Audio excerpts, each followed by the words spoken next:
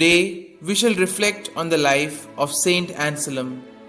Born in Aosta in the Italian Alps, St Anselm came from the noble Lombard family. His mother, Ermenberga, a Burgundian, was a pious woman, but after her death, his father's violence and harshness led Anselm to flee home. After several years of wandering in France, he took the Benedictine habit in 1060 at Bec, where his illustrious countryman, Blessed Lanfranc, had started his famous school. Soon, outstanding for his learning, within a span of 3 years, he was made prior, and after another 15 years, despite his reluctance, he was made the abbot.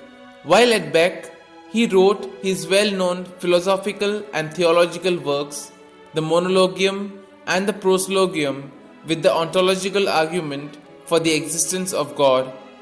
As abbot, Anselm had to cross over to England from time to time in connection with his abbey's English properties. He thereby came to be so known and highly esteemed for his virtues of holiness and prudence that in the year 1093 he was made Archbishop of Canterbury in the hope that he would be able to cope with the encroachments of King William the Red. William had kept the see of Canterbury vacant for 4 years after the death of Lanfranc in order to seize its income. Anselm's insistence on reforming the church and maintaining her rights saw him now banished to the continent by the king. However, William's successor, Henry I, recalled him in the year 1100, but the encroachments continued, and a second exile followed. Reconciliation was not effected until 1107, when the king relinquished his claim to investing bishops and abbots, though the latter was permitted by the Pope to take an oath of allegiance in the light of their temporal possessions. 2 years later, Anselm died at Canterbury on the 21st of April 1109. Gentle and self-effacing by nature, St. Anselm was unyielding on matters of principle.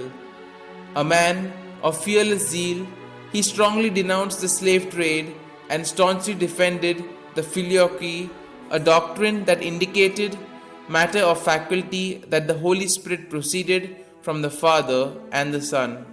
Many important writings of this noble prelate, who was considered the greatest intellect of his age and pattern for all theologians, were composed during his 2 banishments. The deep and abiding influence which his thinking has had upon the Church's philosophy and theology has earned him the titles of Father of Scholasticism and Doctor of the Universal Church.